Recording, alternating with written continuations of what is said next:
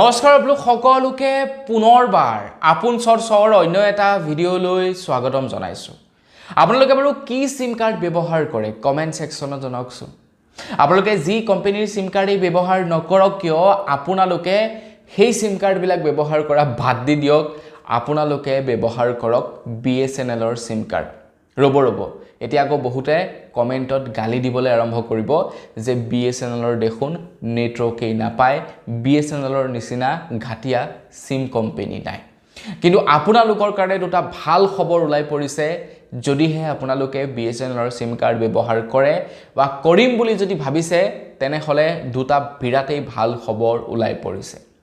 বৰ্তমান সময়ত বাকি সমূহ কোম্পানীয়ে ৰিচাৰ্জৰ দামবিলাক ইমানেই বৃদ্ধি কৰি দিছে যে সৰ্বসাধাৰণ মানুহে ৰিচাৰ্জ কৰিব নোৱাৰা হৈছে। এয়াৰটেলৰ মিনিমাম ৰিচাৰ্জ হৈছে 350 টকা। মানে 350 টকাৰ তলত এয়াৰটেলৰ ৰিচাৰ্জ কৰিব পৰা নাযায়। ঠিক তেনেকে জিঅ'ৰ ৰখি একেই অৱস্থা, ভোডাফোনৰ ৰখি একেই অৱস্থা। কিন্তু তেনে অৱস্থাতে BSNL কোম্পানী আকৌ ইমান সস্তাত আপোনালোকক ৰিচাৰ্জসমূহ প্ৰদান কৰি আছে। মানে সিমানটো দামত বাকি কোম্পানী বিলাকে দিয়াৰ কথা ভাবিবই নোৱাৰে।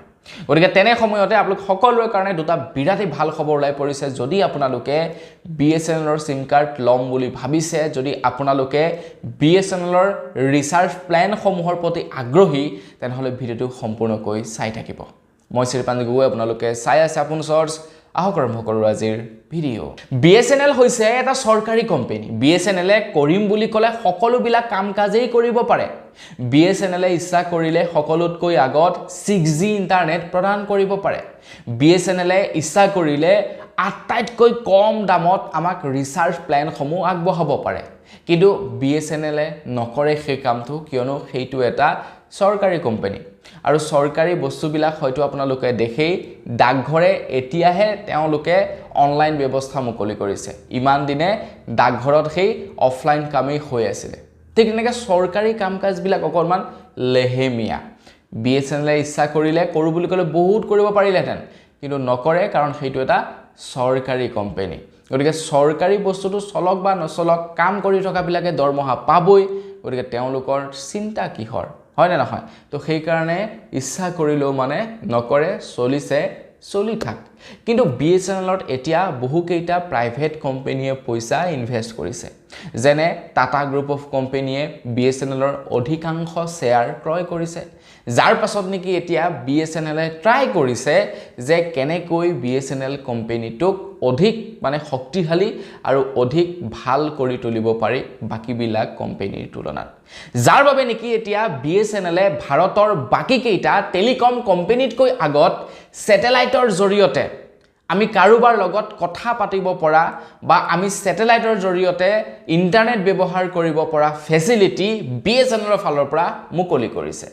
স্যাটেলাইটৰ জৰিয়তে ইন্টাৰনেট লাভ কৰিব পৰা ব্যৱস্থা বাকি কেইটা কোম্পানীতকৈ প্ৰথমতে BSNL মুকলি কৰিছে।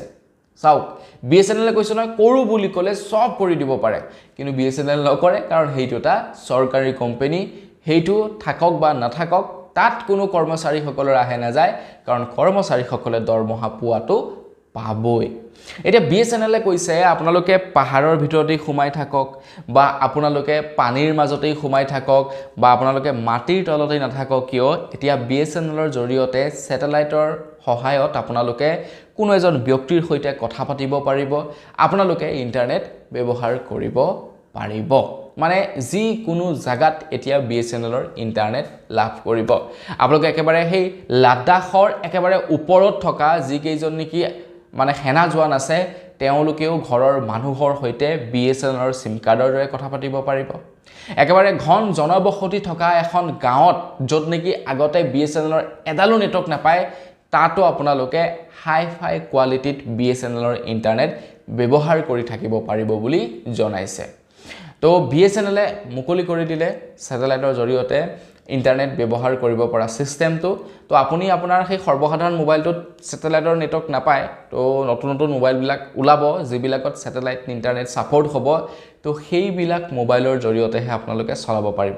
এতিয়া মোবাইলবিলাক যিমানেই আপগ্ৰেড হৈ থাকে সিমানেই তাত মানে ফেচিলিটিবিলাক আগবাঢ়ি গৈ থাকে ঠিক তেনেকৈ নেক্সট জেনেৰেশ্যনৰ যিবিলাক মোবাইল আহিব তো সেই মোবাইলবিলাকে আপোনাৰ ছেটেলাইটৰ ইণ্টাৰনেট কেপচাৰ কৰিব পৰা ছিষ্টেমটো তেওঁলোকে ডেভেলপ কৰিব আৰু তাৰ পাছত মানে BSNLৰ সিম কাৰ্ডেই মই কৈছোঁ ব্যৱহাৰ কৰক বাকীবিলাক বাদ দি দিয়ক BSNL ইমানেই ফেচিলিটি দিয়ে যিবিলাক ফেচিলিটি বেলেগে দিব নোৱাৰে তাৰ পাছতে আকৌ BSNLৰ ফালৰ পৰা আৰু এটা ভাল খবৰ ঘোষণা কৰি দিছে BSNLে কৈছে জম্মু কাশ্মীৰকে আৰম্ভ কৰি এতিয়া ভাৰতৰ প্ৰত্যেকটো স্থানতে BSNLে 4G ইণ্টাৰনেট বৃদ্ধি কৰিব বুলি জনাইছে আমাৰ ভাৰতৰ প্ৰত্যেকটো স্থানতে বৰ্তমান সময়ত 4G ইণ্টাৰনেট নাপায় ইনফেক্ট BSNLে ভালকৈ 3G ইণ্টাৰনেটো দিব নোৱাৰে সব জায়গাত কিন্তু এতিয়া BSNLে কৈছে আমি 4G ইণ্টাৰনেট সকলো জায়গাতে প্ৰদান কৰিম বহু স্থানত এতিয়াও 4G নেটৱৰ্ক পায় কিন্তু য'ত নাপায় তাতো 4G ইণ্টাৰনেট দিয়াৰ কথা উল্লেখ কৰিছে BSNLৰ ফালৰ পৰা গতিকে ইয়াতহে আৰু কি লাগে কওকচোন BSNLত আপোনালোকে ট্ৰাই কৰি চাব পাৰে এবাৰ ৰিচাৰ্জ প্লেনসমূহ ইমানেই সস্তা ন বাকীবিলাকে দিয়াৰ কথা মানে ইমান কম দামত ৰিচাৰ্জ প্লেন দিয়াৰ কথা বাকীবিলাক কোম্পানীয়ে নাভাবেই কেতিয়াও ইমানেই সস্তা যদি মোৰ কথা বিশ্বাস হোৱা নাই এবাৰ ট্ৰাই কৰি চাব BSNLৰ যিকোনো এজন ৰিটেইলাৰক সুধি চাব যে BSNLৰ ৰিচাৰ্জবিলাকৰ দাম কিমান তেতিয়া গম পাব তো বন্ধুসকল বস আজি ভিডিঅ জনাবলগীয়া খবৰ ইমানটোৱে আছিলে আপোনালোকে কমেন্ট সেকশনত জনাব যে কি কোম্পানীৰ সিম কাৰ্ড ব্যৱহাৰ কৰে যদি BSNLৰ সিম কাৰ্ড ব্যৱহাৰ কৰে কৰিম বুলি ভাবিছে লাইক এটা কৰি চেনেলটো সাবস্ক্ৰাইব কৰিবলৈ নাপাহৰিব আজিৰ ভিডিঅ দিবানে পুনৰ এটা লগ পোৱাৰ আশাৰে বিদায় মাগিছো ধন্যবাদ জয় অসম